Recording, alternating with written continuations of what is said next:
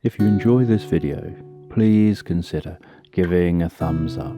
It really helps the channel. And if you have any ideas for future videos, share them in the comments section below. This original bedtime story is made possible thanks to Slumberland patrons. If you would like to support this channel, you can find Patreon details in the description and on my channel homepage.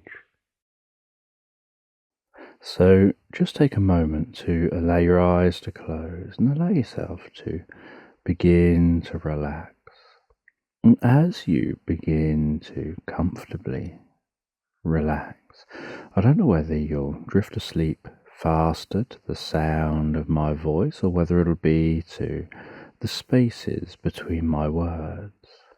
And as you comfortably drift asleep, I'm just going to tell this bedtime story in the background, and you find yourself climbing a mountain. And as you climb this mountain, you can notice the wind around you. You can hear each footstep you take. And notice what each footstep sounds like on that path.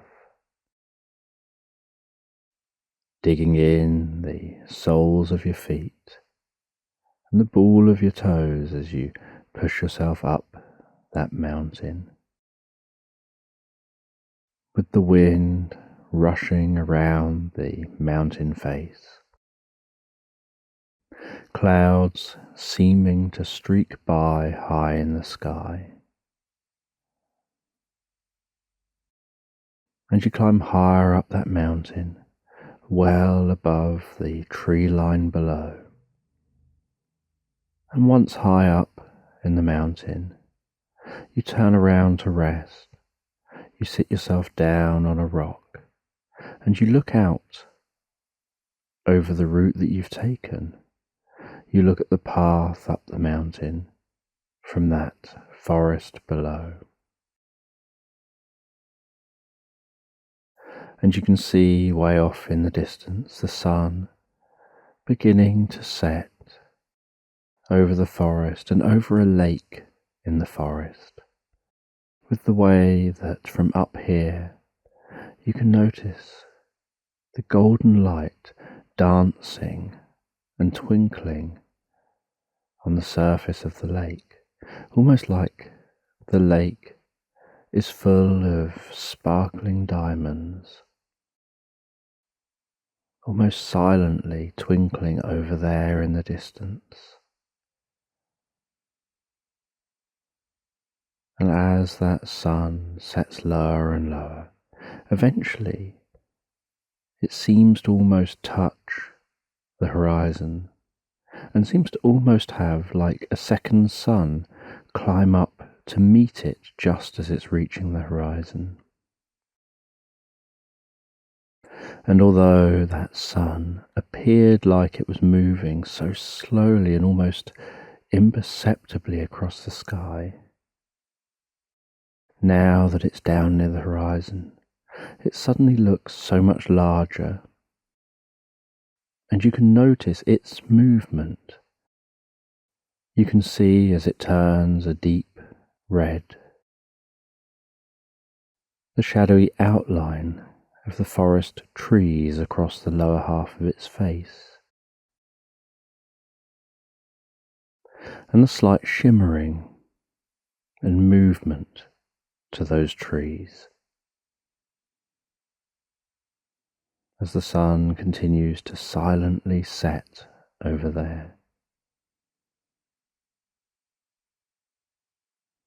And while the sun is setting behind the horizon, you set up a tent up here on this mountainside. You find the ideal space for the tent, protected slightly from the elements. You set up that tent. You start a little campfire in front of the tent.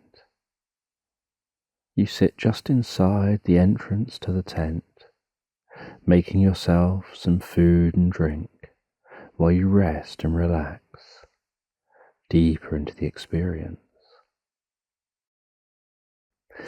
And the sun has now gone over the horizon, and yet there's still sunlight illuminating the sky, creating the most beautiful red glow. And you know that down at the bottom of the mountain, it's probably already a darker blue, and the sun will have set a few minutes ago. And while that red glow gradually fades to blue, you can see an ever-increasing array of stars arched overhead, twinkling, dancing. And then while the darkness increases and you gaze up at the sky, you can notice colours just faintly in the sky. But the longer your eyes begin to adapt to the light, and you keep them looking in a direction away from the campfire, you notice the moving light almost dancing in the sky of greens, a little bit of yellow, some blue, some red.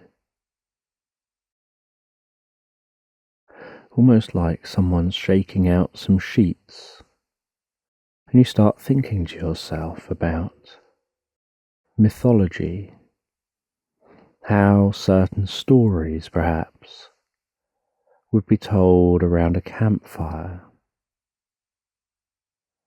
and how sights like this could be turned into myths as a way of trying to explain what it is and what's going on. And you imagine to yourself that perhaps someone could be sat looking at a similar scene. Maybe a child or someone else asks what the lights in the sky are. And maybe the person responds by thinking that it's perhaps a god shaking out the sheets from the day, shaking off the dust, and that the dust is perhaps the stars, and the twinkling is that dust becoming static in the sky as you just see a glimpse of the god's world. And all you can see is the faint colours of the god's garments being shaken out and hung out to dry for the night. Their day clothes, their party clothes, their bright coloured clothes, with that dust appearing in the night sky, hanging in the sky until morning, where time for those gods moves so slowly that the dust just slowly ebbs across the night sky, falling down to earth as the night goes on. And that all night long they shake out those clothes, constantly shaking out more dust that settles through the night.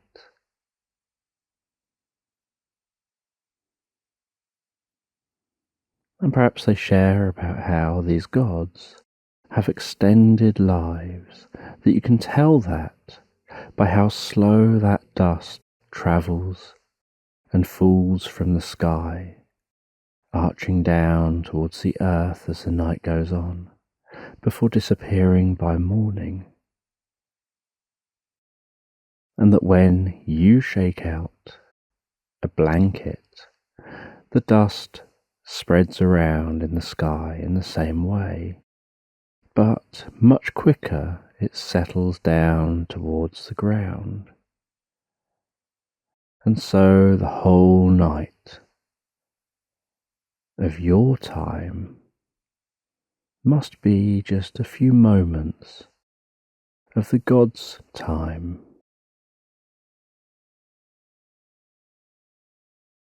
And you think to yourself about what it would be like to be told stories like that and have no other context, no other explanation, no other understanding. And so buying into the stories, initially not necessarily believing them, but when someone comes to you and asks you to explain the same thing, you share the same story you were told. And then the next person shares the same story. And over time, perhaps some of those stories become more elaborate. Perhaps someone asks why they're cleaning their clothes at night and shaking them out at night.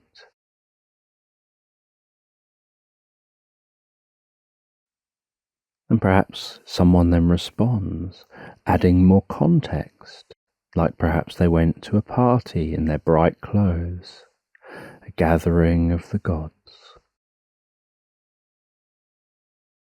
And then someone asks about the party, who held the party. And so you now have some names of the gods, of who held what party, who attended, and whose garments these must be. And then within a few generations, you have these stories carrying on as the only logical explanation, and just following on to believe what's being told,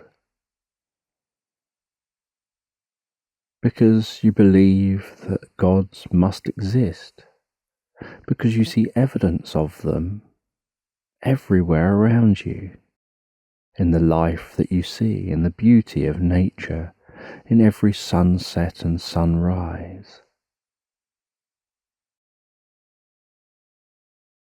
You see that every time the sun rises, it must be because the gods blessed you again and blessed humanity, giving them another day. And as the sun sets, it must be the struggle, the fight that takes place, where the darkness wants to rule and reign. And perhaps in some parts of the world, you imagine, where there are times of the year with long nights and short days, other times of the year with long days and short nights. Maybe the gods are battling it out, and the helpful gods are winning at some times and struggling more at others, and that part of that time of struggling has the planet suffering because of the struggling, where crops struggle, where it gets freezing cold. But then when it's incredibly hot and the gods are winning, maybe they need to be asked to just tone things back a bit, that they're giving too much light. And so while you begin to comfortably drift asleep in that tent, you have all these thoughts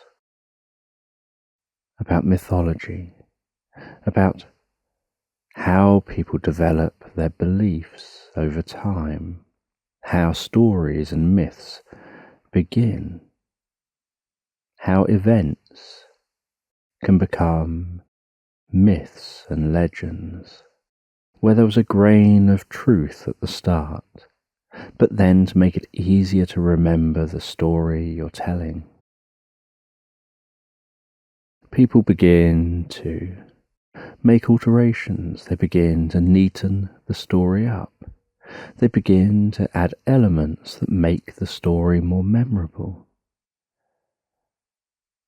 like the use of 3s and 7s. They begin to give it a clearer structure, a beginning, a middle, and an end. They begin to add in good and bad, and they make various changes to make it easier and more compelling to tell. And they don't do this out of any way to deceive. Just realizing that if they make a few changes to how they're telling it that time, it's easier to remember, and the moral of the story, the messages being conveyed, are conveyed in a more potent and powerful way that grabs the listener, has more of a hook, is able to be grasped by the younger generation. It makes the stories less boring and more engaging, and while you think about these things, you drift and float so peacefully and so comfortably asleep. And the next day, you awaken. You open your tent, take a deep, comfortable breath of the fresh, cool mountain air, and feeling so refreshed and comfortable when you wake up. You have yourself some food before packing everything away while the sun's still rising. You continue your journey to the top of the mountain and then begin to descend down the other side. And as you descend down the other side, so you find it a little more treacherous underfoot, and yet so much quicker to descend than it was to ascend. You just have to pay more attention to what you're doing. And you manage to make it all the way down the mountain without slipping or sliding. And at the base of the mountain, you head over to the edge of a river. You begin to follow the river, initially through the meadows this side of the mountain, aware of how lush these meadows look, the wildflowers, the bees, just so gently flying from plant to plant, the butterflies almost haphazardly leaping from one plant to another,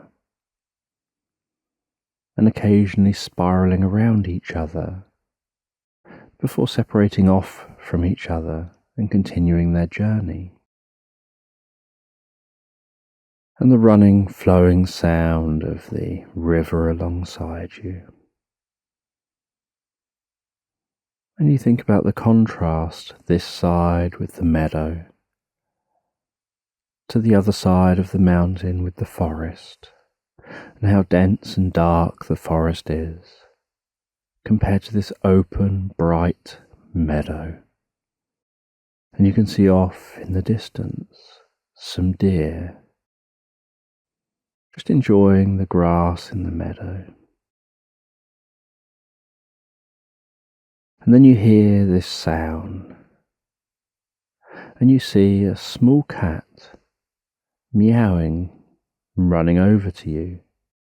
And it begins to weave itself between your legs, rubbing its head, the side of its neck against the side of your leg, lifting one leg off the ground while it does that, as it pushes itself against your leg. And you crouch down for a moment, and you pet that cat, you stroke its back, and then it seems to become a dead weight and flops on its side. Now you stroke its side, just under its front leg. Then it rolls onto its back and you stroke its belly. And then it playfully grabs at your hand a little bit. You can hear that cat purring while it plays. And then you stand up and continue your journey, and the cat follows you as you walk along the edge of the water. And you continue along the side of the water through this meadow. And from time to time you put your hand into your pocket and you touch the pocket watch that's in your pocket and feel a sense of deep sentimentality and continue to walk. And about halfway through the day, the cat stops and starts meowing. And you turn around and you look at that cat and you can see it just sat there looking at you, meowing. And so you stop as well. You set up a camp, you light a fire, you get a fishing rod, and you just sit there for a little while, waiting for some fish. And then after you've successfully caught a few fish, you cook up some food for yourself and for the cat. An evening is beginning to set in now, and you know that it isn't far to where you're heading, just a few more hours' walk. So just after it starts to get dark, you should arrive at your destination. So you pack everything up. You continue to walk along the edge of the river, listening to that most beautiful sound of the calm, relaxing river water bubbling along.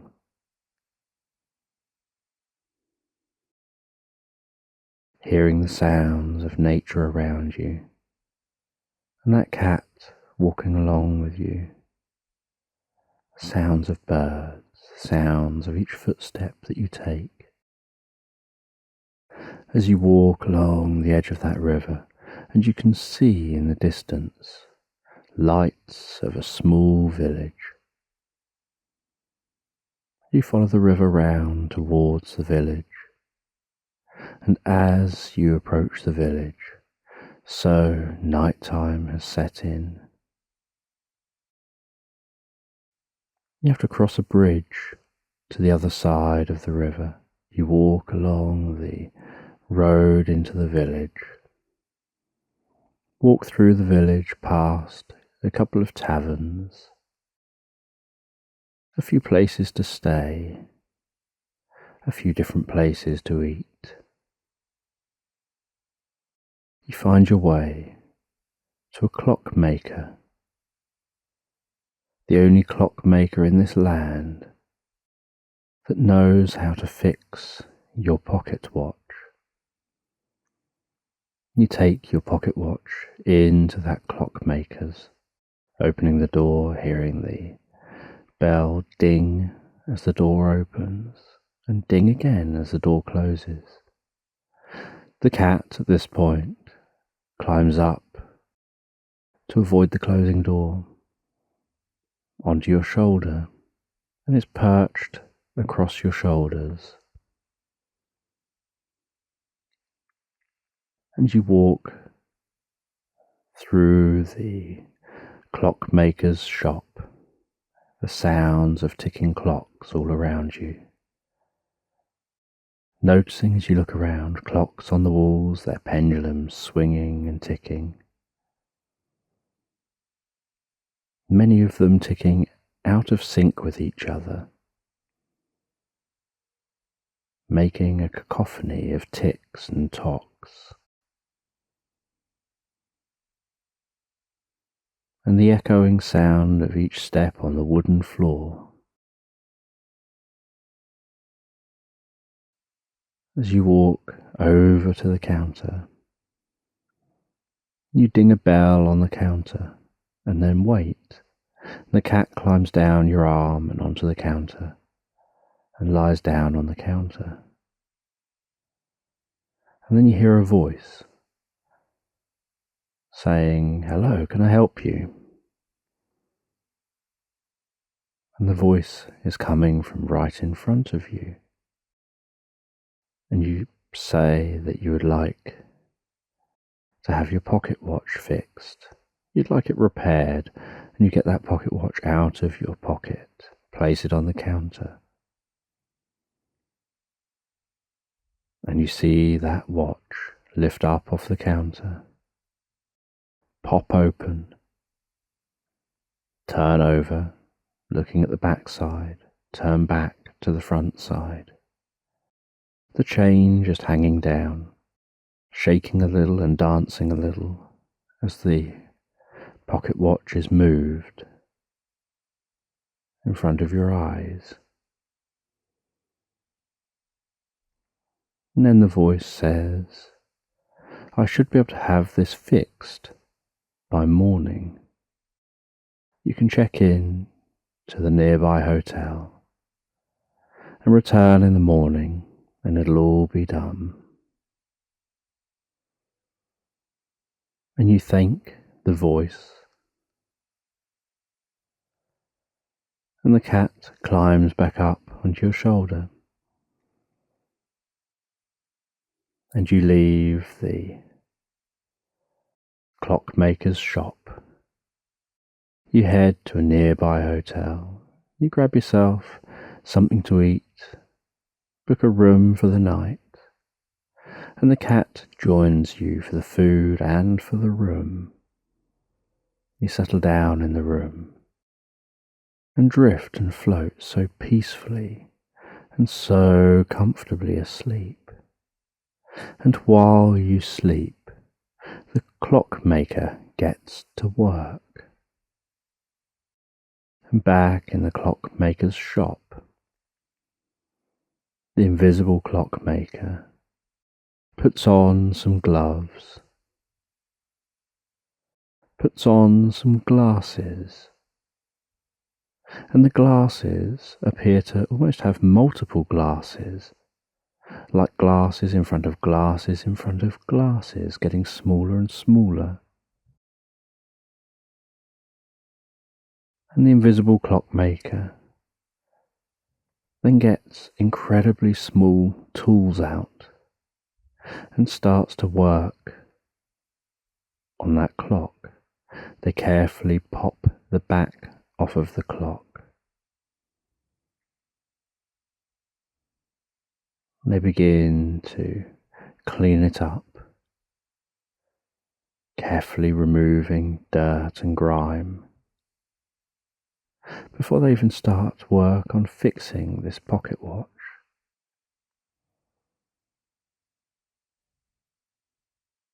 And after they've cleaned it up, they start looking at what is wrong with the watch. And they go over by their fire, and under the light of the fire, they take a closer look at the watch.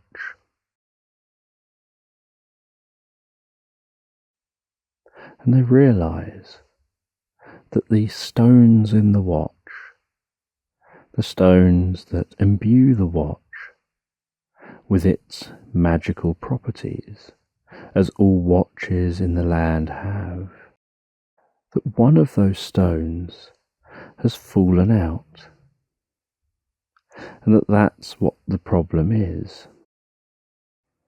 And all pocket watches in the land, and all clocks in the land, are imbued with a specific magical element, so that they don't just keep time, but they keep purpose. And some can help to read emotion. Some can help to speed up and slow down time. Some can even stop time to everyone who's not holding the watch.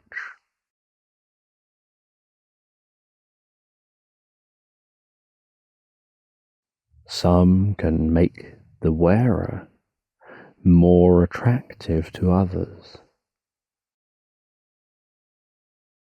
And there are various other powers these watches have, depending on the stones that are placed in them and how they were made.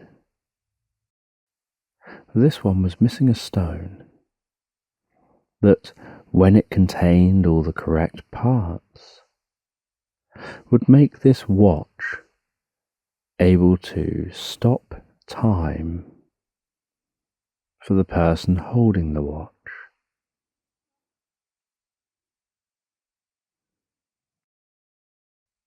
And so the invisible clockmaker went over to a large wooden bucket of water. They took some powder. They sprinkled that powder into the water, which fizzed and popped and bubbled as it dissolved in that water.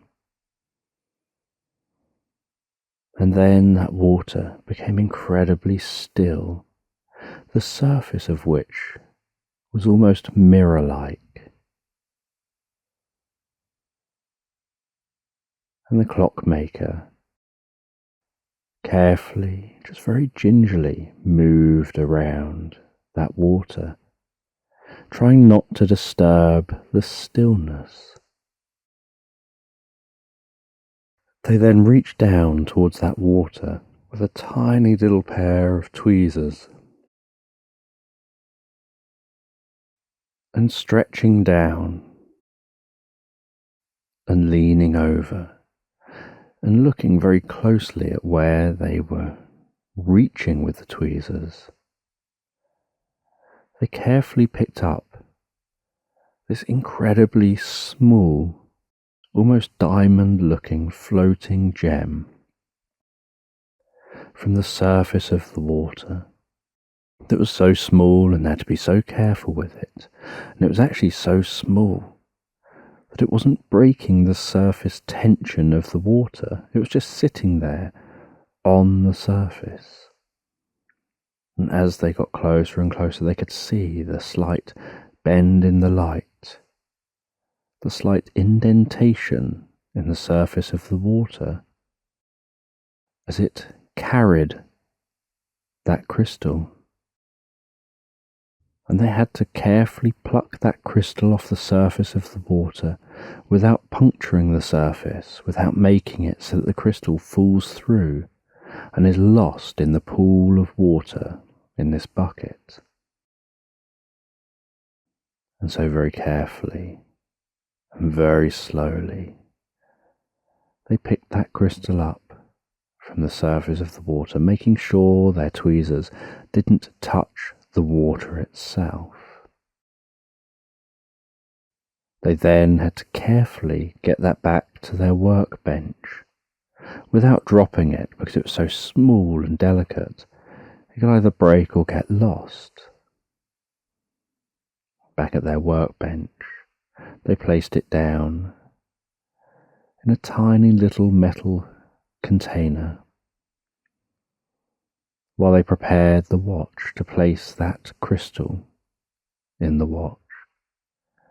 They then picked it up and very carefully aligned it with where and how it needed to go into the watch. They placed it into the watch, sealed the watch back up again, polished the outside of the watch, made it all look just right for collection the next day. And the next day you wake up, you feel like you've had the most incredible night's sleep. You have some breakfast before heading back to that clockmaker's. And you arrive back at the clockmaker's, enter their shop, and you can see your pocket watch hanging on the wall, looking almost like new. And you hear a voice telling you that it's all done now. And then they get that watch down for you and put it on the counter for you to see closely. And they tell you what was wrong with it, what had stopped it working.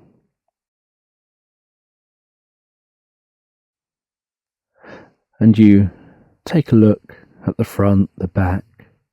You pop that watch open and look at the face of the watch. You can hear it ticking along. You can hear the mechanism moving inside the watch. You press the button on the side of the watch and everything goes silent. Time stands still.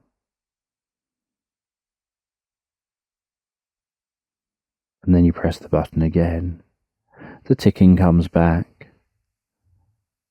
And you can hear the sounds outside and the sounds around you again.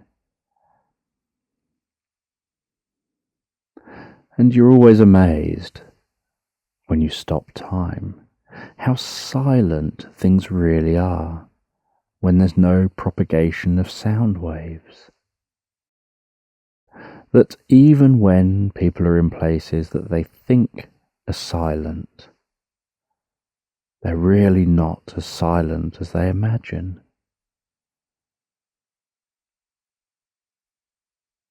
And that it's only when you stop time that you can truly appreciate the moment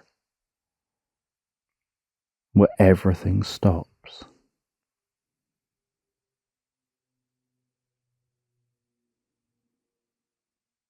And you know that you need to pay the clockmaker. And so you pay the clockmaker. You head out of the shop. And this cat seems to want to hang around with you. And so they start heading back with you on your journey back the way you came. You know you've got a long trek ahead of you.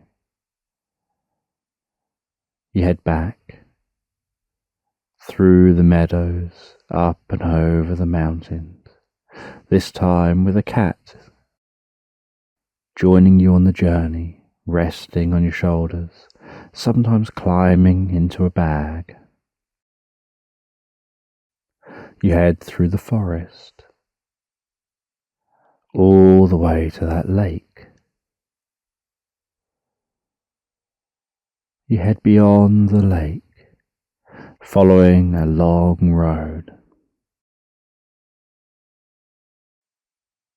You head to a small little monastery. Head into that monastery.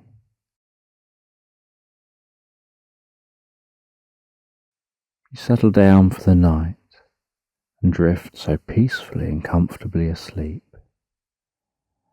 And then the next day, you go out into the gardens of the monastery. And like every day here, where you live in this monastery, you sit on your rock, the rock that you meditate on. And the cat relaxes onto your lap, using your pocket watch. You press the button, you freeze time. And with time frozen, you watch that nature around you. You see birds mid-flight. You see a waterfall stretching down towards a pool and not quite touching it. You see a fish mid-leap out of the pool. And you begin to just take a moment of learning about the moment, about being in the moment, by pausing and extending that moment.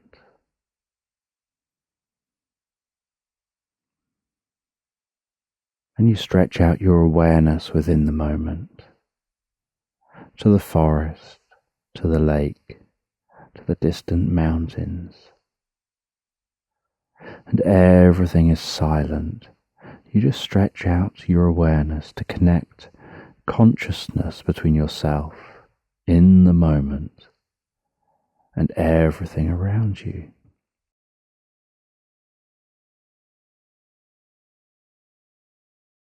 You can see the fairies' village in your mind's eye, and fairies just hovering in the air. You can see under the ground the trolls living in their land. You can see the distant land of the giants. Your consciousness can connect with the beasts of the sea. And every day you come out here and sit on this rock. You pause time for what to you is just 8 or 10 hours. And yet to everyone else, when you restart time, no time has passed. And in that time, you practice connecting with the world around you. And all the other monks in this monastery do their own different practices. Some use watches to travel back in time and observe the past. Others travel forward in time and observe the future.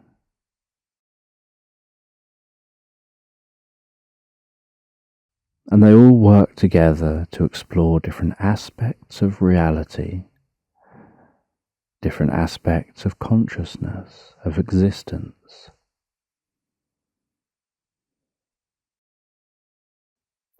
And frequently they then share their knowledge, each becoming an expert in their one area, and then sharing their knowledge to be able to help each other to increase their overall knowledge and skills.